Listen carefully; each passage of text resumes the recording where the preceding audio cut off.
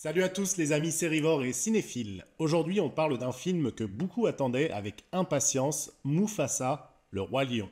Après le succès phénoménal et parfois controversé du remake de 2019, Disney nous plonge dans les origines du roi légendaire Mufasa. Réalisé par Barry Jenkins, le génie derrière Moonlight, ce préquel promet de nous raconter comment un lionceau orphelin est devenu le souverain respecté de la savane. Alors, est-ce que Mufasa parvient à égaler l'aura du roi lion original? Est-ce que ce préquel apporte vraiment quelque chose de nouveau? Ou est-ce que ça se contente de surfer sur la nostalgie des années 90? Dans cette critique sans spoiler, je vais décortiquer tout ce qui fait le cœur du film, son scénario, ses personnages, ses visuels et même les musiques, et j'ai des choses à dire là-dessus. Bref, attachez vos ceintures, on part pour un safari royal et restez bien jusqu'au bout pour savoir si Mufasa mérite une place au sommet du Rocher des Lions ou s'il tombe dans la savane des déceptions cinématographiques. Let's go! Hakuna Matata. Mais quelle phrase magnifique! Non, non, non, non, non, on l'a chanté sans arrêt pendant 6 ans. Mais qui l'a pas chanté? Il nous en faut une nouvelle. Ça y est, C'est à nous. on entre en scène! Hakuna Mufasa. Mais quel nom magnifique!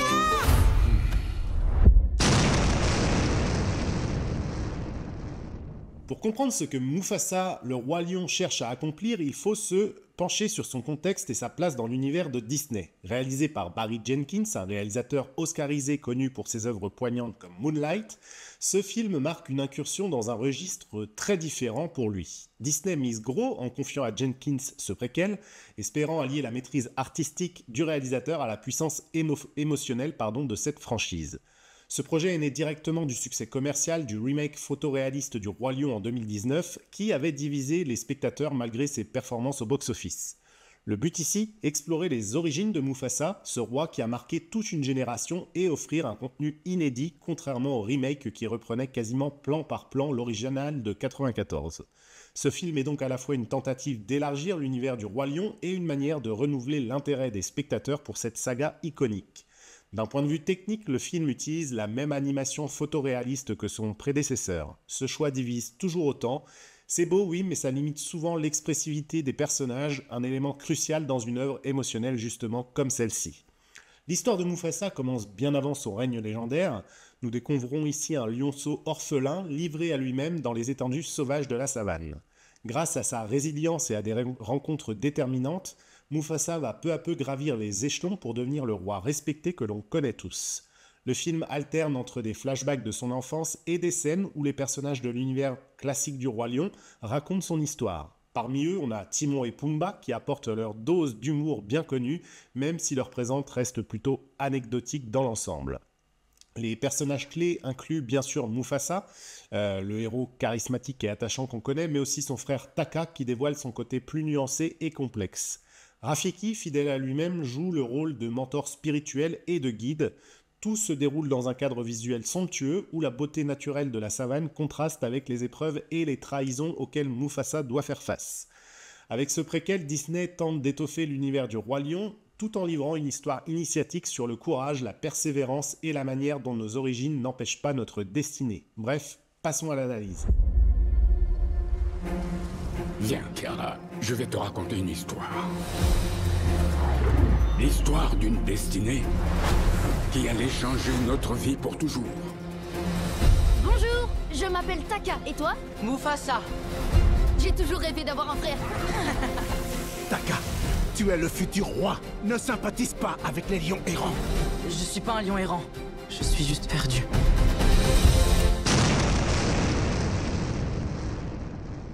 Le scénario de Mufasa se démarque donc de son prédécesseur de 2019 en offrant une histoire originale.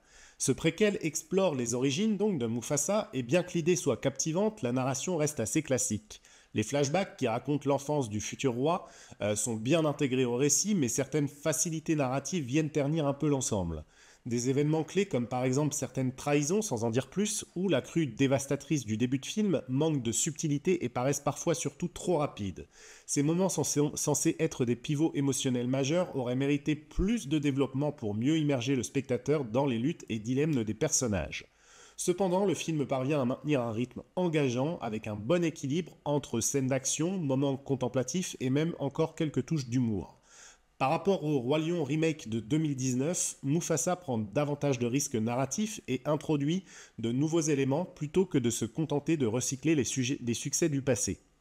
Cela lui permet de trouver sa propre voie, même si elle manque parfois un peu de puissance, et franchement, c'est déjà bien, je trouve.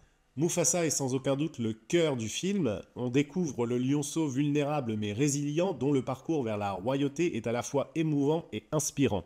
Barry Jenkins réussit à insuffler une dimension humaine à ce personnage emblématique, rendant ses luttes et ses victoires universelles. En revanche, Taka, son frère adoptif, est à la fois une force et une faiblesse du film.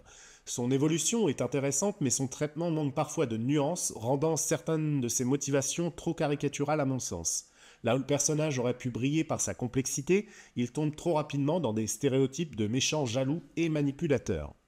Timon et Pumba, quant à eux, sont bien présents, ils apportent une touche d'humour indispensable, leur présence dans l'histoire semble parfois un peu forcée évidemment, mais ils réussissent tout de même à détendre l'atmosphère et à rappeler ces moments légers du Roi Lion. Rafiki, en revanche, joue parfaitement son rôle de mentor sage et sa voix off donne une structure narrative qui renforce l'aspect légendaire du film. Barry Jenkins réussit à offrir une mise en scène visuellement impressionnante. Les paysages de la savane, les levées de soleil majestueux et les scènes d'action, notamment les courses-poursuites, sont magnifiquement orchestrés. Ces moments captivent et immergent le spectateur dans l'univers du film. Cependant, l'animation photoréaliste, bien que techniquement impressionnante, continue de poser problème. Les expressions faciales des personnages sont limitées par le réalisme des modèles animaux, ce qui empêche parfois de ressentir pleinement leurs émotions. C'est un problème déjà remarqué dans le remake de 2019 et Mufasa ne parvient pas à les surmonter totalement. En revanche, les paysages sont représentés avec un niveau de détail époustouflant et chaque plan semble avoir été soigneusement conçu pour capturer la beauté brute de la savane. Les décors naturels, les jeux de lumière et les transitions entre scènes renforcent l'immersion et ça offre une expérience cinématographique presque médiative par moment. Moi, j'ai trouvé ça vraiment très beau. Cependant, ce réalisme exacerbé a son revers. Il prive le film de l'énergie et de l'expressivité visuelle qui faisait le charme du film d'animation originel.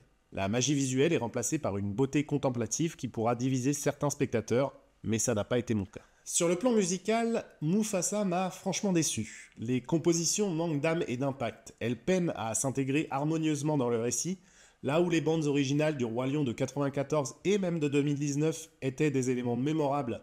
Ici, la musique passe un peu inaperçue, voire casse carrément parfois le rythme. Les effets sonores en revanche sont plutôt bien utilisés. On a des rugissements de lions par exemple, les sons de la nature aussi, ou encore des bruits de scènes d'action qui renforcent l'immersion et compensent partiellement les lacunes de la bande-son. Le Roi Lion a toujours été une saga centrée sur les thèmes universels, et Mufasa ne déroge pas à cette règle. La résilience, la fraternité, le poids des responsabilités aussi sont au cœur de l'histoire. Le film explore également les conséquences de nos choix et la manière dont nos origines n'empêchent pas notre destinée. Ces thèmes, bien que puissants, sont traités de manière assez classique et le film n'apporte pas de nouvelles perspectives ou de réflexions plus profondes, ce qui limite un peu forcément son message et son impact. Et forcément, si on compare par rapport au Roi Lion de 1994, Mufasa manque de l'intensité émotionnelle et de l'iconicité des chansons. Face au remake de 2019, il s'en sort en revanche beaucoup mieux grâce à son originalité et à une narration plus audacieuse. Cependant, il reste en retrait par rapport à des préquels comme par exemple Maléfique qui raconte l'histoire de la sorcière de la Belle au Bois dormant qui avait réussi à réinventer complètement leur univers. À côté, Mufasa semble hésiter entre ambition dramatique et nostalgie facile, ce qui le rend parfois inégal à ce sujet.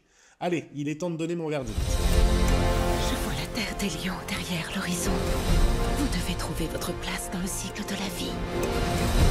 Il faut plus que 2 lions pour faire un clan. Nous avons besoin de renforts, besoin d'aide. Rafiki vous guidera. Oh, les amis! C'est Zazu. Ne le mangez pas. Magnifique, un autre marginal que nous n'avons pas le droit de manger. Ces terres baignées de lumière m'appartiennent désormais. Ils arrivent! Qu'est-ce qui me prend de courir? Nous devons nous battre ensemble. Tu as volé ma destinée. Mufasa, ton heure est venue.